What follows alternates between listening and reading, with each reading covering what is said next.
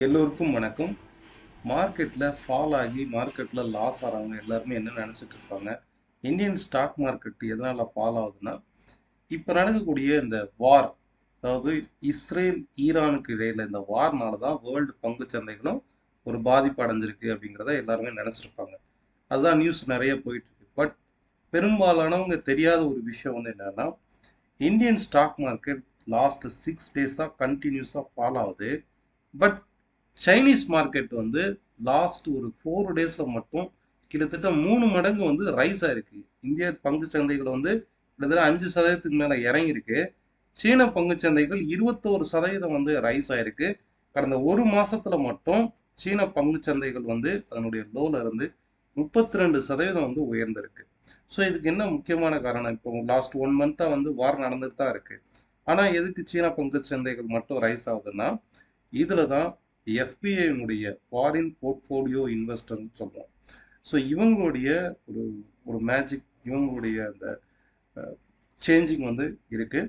So முக்கியமா இவங்க வந்து கிட்டத்தட்ட ரீசன்ட் 4 டேஸ்க்கு மட்டும் 40,000 கோடி ரூபாய் வந்து இந்திய பங்குச் சந்தைகள்ல இருந்து எடுத்து சைனீஸ் பங்குச் சந்தைகளில் இன்வெஸ்ட் பண்ணியிருக்காங்க. இதுக்கு முக்கியமான காரணம் என்னன்னா, லாஸ்ட் 4 இயர்ஸா சீன பங்குச் சந்தைகள் வந்து அந்த அளவுக்கு ஒன்றும் எழுச்சி பெறல. கொரோனாவுக்கு அப்புறம் ஒரு மீண்டு வந்து எழல. இந்திய பங்குச் சந்தைகள் சடனா வந்து பவுன்ஸ் பேக் ஆயிடுச்சு. கிட்டத்தட்ட ஒரு மேசிவ் ரேலி, கிட்டத்தட்ட 4 மடங்கு, அரௌண்ட் 4 டைம்ஸ் வரைக்கும் ரைஸ் ஆயிருக்கு. பட் சைனீஸ் மார்க்கெட் வந்து அந்த அளவுக்கு வந்து ரைஸ் ஆகல. ஒரு ஸ்லோ மூவ்மெண்ட்ல தான் இருந்தது. இப்போ சீன கவர்மெண்ட் வந்து என்ன பண்ணா, அவங்களுடைய பங்கு சந்தைகள், அவங்களுடைய ஃபினான்ஷியல் மார்க்கெட்டை ஸ்ட்ரென்தன் பண்றதுக்கு நிறைய ஆக்டிவிட்டீஸ்ல வந்து ஈடுபடுறாங்க. ரெப்போ ரேட் கட் பண்றது, இன்ட்ரெஸ்ட் ரேட் கட் பண்றது, அது மட்டும் இல்லாமல் ஸ்டிமுலஸ் பேக்கேஜ், சென்ட்ரல் பேங்க்ல இருந்து ஒரு பெரும் அளவு பணம் வந்து அவுட்ஃப்ளோ வந்து அந்த நாட்டுடைய கம்பெனிகளுக்கும் பேங்க்ஸ்க்கும் வந்து அவுட்ஃப்ளோ வந்து போகும். ஸோ இதன் மூலியமா அவங்களுடைய டேக்ஸ் ரெடியூஸ் பண்ணது, இந்த மாதிரி நிறைய அவங்களுடைய எக்கனாமிக்கை வந்து பூஸ்ட் பண்ணக்கூடிய ஆக்டிவிட்டீஸ்ல வந்து ஈடுபட்டதுனால அந்த பங்கு சந்தைகள் கடந்த 4 வருஷம் இறங்கின பங்கு சந்தைகள் வந்து வேல்யூவேஷன் படி ரொம்ப சீப்பா இருக்கு. பட் இந்திய பங்கு சந்தைகள் வந்து கண்டினியூஸான ரைஸ்னால வேல்யூவேஷன் ஓவரா இருக்கு. அதனுடைய ரியல் வேல்யூல இருந்து அதிகமான விலையில ட்ரேட் ஆகுது. ஸோ இதை தான் வந்து எஃபிஐ, ஃபாரின் போர்ட்ஃபோலியோ இன்வெஸ்டர்ஸ், இங்க அவங்களுடைய லாபத்தை பதிவு பண்ணிட்டு சைனீஸ் மார்க்கெட்ல அவங்களுடைய இன்வெஸ்ட்மெண்ட்டை வந்து பண்றாங்க. ஃபார்ச்சுனேட்லி ஆர்பிஐ உடைய meeting coming Wednesday October 9th வந்து இருக்குது. ஸோ இதில் இன்ட்ரெஸ்ட் ரேட் கட் ஆன டிசிஷன் வந்து குறைச்சாங்க ஆர் இன்ட்ரெஸ்ட் ரேட் கட் பண்ணாங்க அப்படின்னா கண்டிப்பாக இந்தியன் ஸ்டாக் மார்க்கெட் ஒரு ரிவர்சல் வந்து ஃபார்ம் ஆகும். இப்போ நான் வச்சிருக்கிறது வந்து நிஃப்டினுடைய டே சார்ட். நிஃப்டி வந்து கடந்த 3 மந்த்தா, லாஸ்ட் 3 மந்த்தா இந்த ஒரு சைடுவேஸ் மார்க்கெட்ல தான் ட்ரேட் ஆகிட்டு இருக்கு.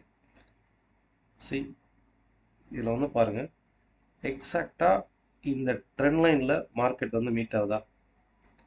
இது கனெக்ட் பண்ணனா, இந்த சைடுவேஸை கனெக்ட் பண்ணனா கிராஜுவலாக இந்த சைடுவேஸ் படி ஏறி இருக்கு. இப்போ இந்த சைடுவேஸ் உடைய பாட்டம் அவுட்டுக்கு வந்து மார்க்கெட் ரெக்கவர் ஆகுது. Okay, so almost 24,700 or 24,600 sometimes வந்து இந்த மாதிரி ஒரு பிரேக் அவுட் ஆகிட்டு கூட இதுக்கு மேலே க்ளோஸ் ஆகலாம்.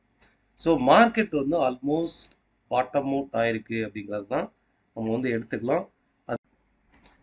ஸ்டாக் மார்க்கெட்டை பொறுத்தளவுக்கு நிறைய பேர் வந்து லாஸ் ஆகிற இடம் இருந்ததுன்னா, இந்த சடனாக சேஞ்ச் ஆகிடும். திடீர்னு வந்து மார்க்கெட் நல்லா ரைஸ் ஆகிட்டு இருக்கும், சடனாக வந்து ட்ரெண்ட் சேஞ்ச் ஆகும். அந்த மாதிரி இடத்துல தான் நிறைய பேர் வந்து லாஸ் ஆவாங்க. இன்னைக்கு கூட மார்க்கெட் வந்து கேப் அப் தான் ஓப்பனிங், பட் கண்டினியூஸாக மார்க்கெட் சடனாக கீழே ஃபால் ஆயிடுது.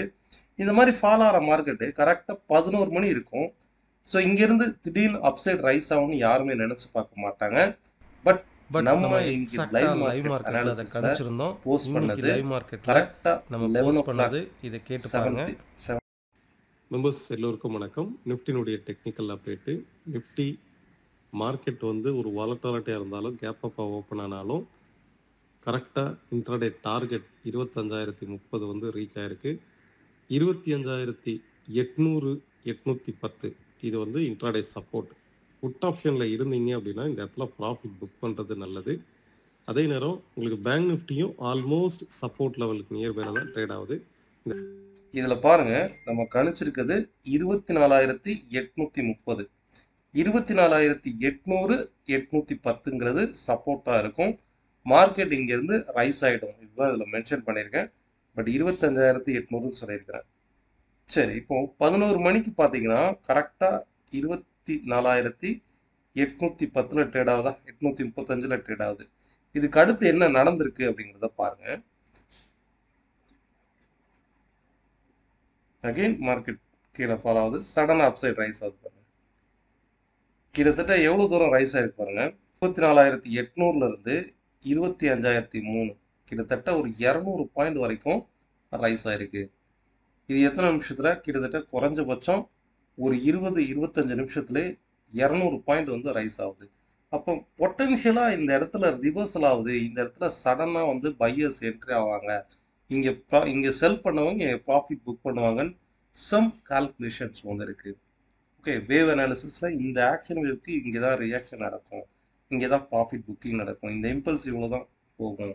ஸோ இந்த ஒரு அனாலிசிஸ் படி தான் மார்க்கெட்டை கரெக்டாக லைவ் மார்க்கெட்டில் ஃபால் ஆகிட்டு இருக்க மார்க்கெட்டில் இங்கே புட் ஆப்ஷன் எடுத்துருக்கோம். ஏன்னா மார்க்கெட் ஃபால் ஆகுது, புட் ஆப்ஷன் எடுத்தவங்க இங்கே ப்ராஃபிட் புக் பண்ணிக்கோங்க, மார்க்கெட் ரிவர்சல் ஆக போகுது அப்படிங்கிறத முன்கூட்டியே மேலே கணிச்சு சொல்ல முடிஞ்சது.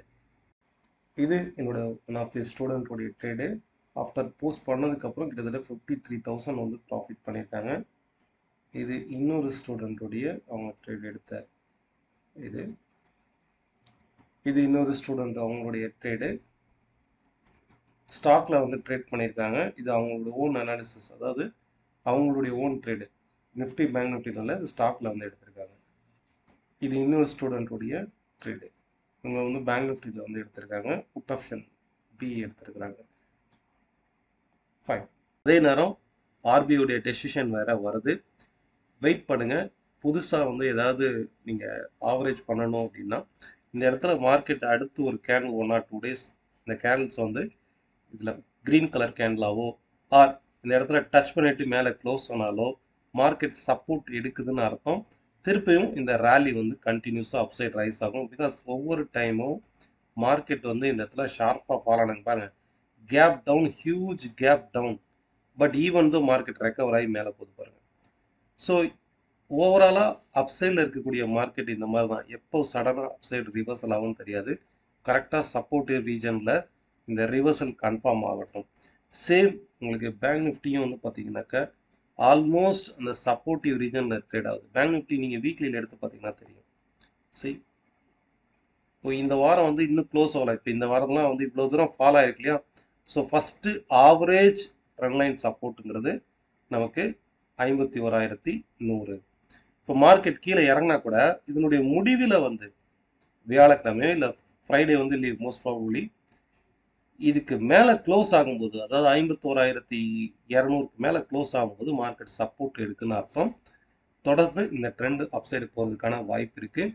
இன்கேஸ் இந்த வாரம் க்ளோஸ் நடந்ததுன்னா மட்டுமே, அதாவது 50,100 இந்த இடத்துல 50,900 இந்த ரீஜனுக்கு பிலோவில் க்ளோஸ் ஆச்சுன்னா மட்டுமே மார்க்கெட் வந்து அடுத்த சப்போர்ட் 48,800 வரைக்கும் ஃபால் ஆகும்.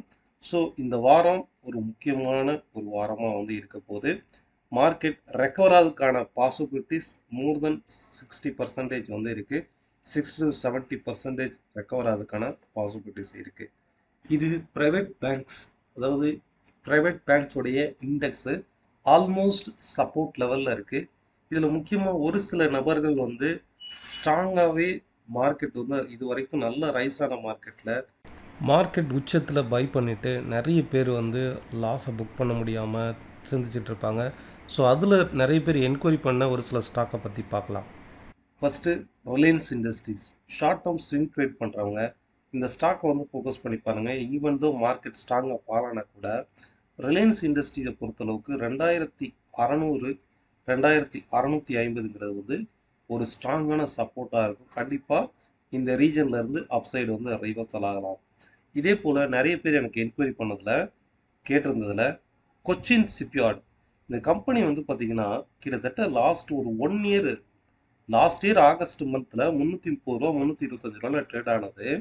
கிட்டத்தட்ட ஒரு 1 yearல மட்டும் 2,900 ரூபா வரைக்கும் ரைஸ் ஆகிருப்பாங்க. கிட்டத்தட்ட எவ்வளோ பர்சன்டேஜ் வரைக்கும் ரைஸ் ஆயிருக்கு பாருங்க. ஓகே, வெறும் 330 ரூபாயில ட்ரேட் ஆன பங்கு ஒரே வருஷத்துல 2968 ரூபா வரைக்கும் ட்ரேட் ஆகுது. இந்த அளவுக்கு மேசிவ் ரேலியான மார்க்கெட்டு அதே அளவுக்கு ஃபால் ஆகுது பாருங்க. ஸோ இதனுடைய நெக்ஸ்ட் சப்போர்ட்டுங்கிறது 1260 இருக்கும். இங்கேருந்து திரும்பவும் அப்சைடு வந்து ரைஸ் ஆகலாம். ஏன்னா ஓவரால் மார்க்கெட் வந்து இந்த ட்ரெண்ட் படி தான் மார்க்கெட் வந்து ரைஸ் ஆகுது. இந்த இடத்துல ஓவர் வேல்யூவேஷனில் எக்ஸ்பெக்டேஷனில் பை ஆயிருக்கு. பட் மார்க்கெட் வந்து இந்த கரெக்ஷன் டுவோர்ட்ஸ் 1250ங்கிறது ஒரு பெஸ்ட் ப்ரைஸாக இருக்கும். Next Tata Motors.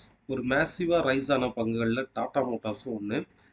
Tata Motors ரைட்னா வந்து ஒரு பிரேக் அவுட் நடந்திருக்கு பாருங்க. இந்த இடத்துல கிளியராக ஒரு பிரேக் அவுட் நடந்திருக்கா. ஸோ இப்போ ரைட்னோ 927 ட்ரேட் ஆகுது. 790 வரைக்கும் இந்த ஃபால் வந்து நடக்கலாம். அட்லீஸ்ட் ஒரு 780 790 வரைக்கும் இந்த ஃபால் வந்துட்டு அகைன் மார்க்கெட் வந்து ரைஸ் ஆகலாம். ஸோ டாடா மோட்டார்ஸ் கிளியராக இந்த ட்ரெண்ட் இது வரைக்கும் அப்சைடில் இருந்த மார்க்கெட்டு இந்த இடத்துல ஒரு பிரேக் அவுட் நடந்திருக்கு.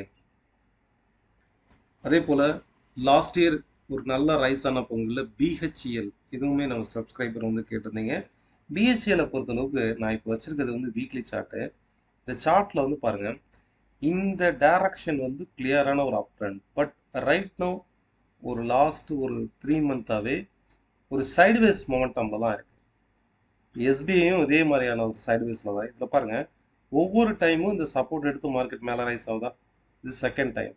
இந்த இடத்துல பாருங்கள் ரைஸ் ஆகுதா.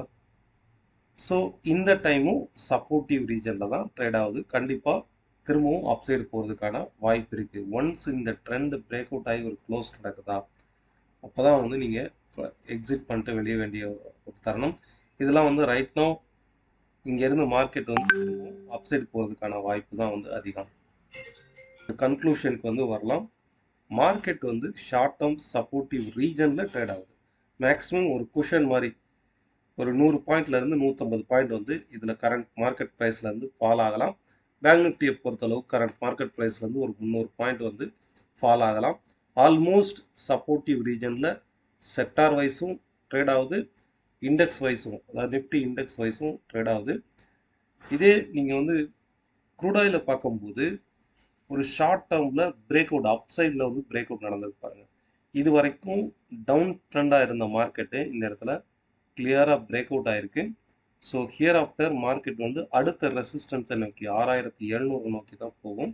இன்கேஸ் கீழே ஃபால் ஆனால் கூட அப் டு 6150 வரைக்கும் crude oil buy on dips தான். மார்க்கெட் வந்து சடனாக அப்சைடு பிரேக் அவுட் ஆகி நடக்குது. அது மட்டும் இல்லை, இந்த இடத்துல வந்து உங்களுக்கு டபுள் பாட்டம், இந்த டபுள் பாட்டமை ரெஸ்பெக்ட் பண்ணி மார்க்கெட் வித்தின் இந்த ஜோனுக்குள்ளே இருக்கிற வரைக்கும் 6200க்குள்ளே இருக்கிற வரைக்குமே இது செல்லிங் தான். பட் எப்போ வந்து 6320க்கு மேலே க்ளோஸ் ஆச்சோ டெஃபினட்டாக அப்சைடில் 6700 வரைக்கும் போகிறதுக்கான வாய்ப்பு இருக்குது. க்ரூடை பொறுத்தளவுக்கு பை ஆன் டிப்ஸில் வந்து இருக்கேன். ஃபைன்.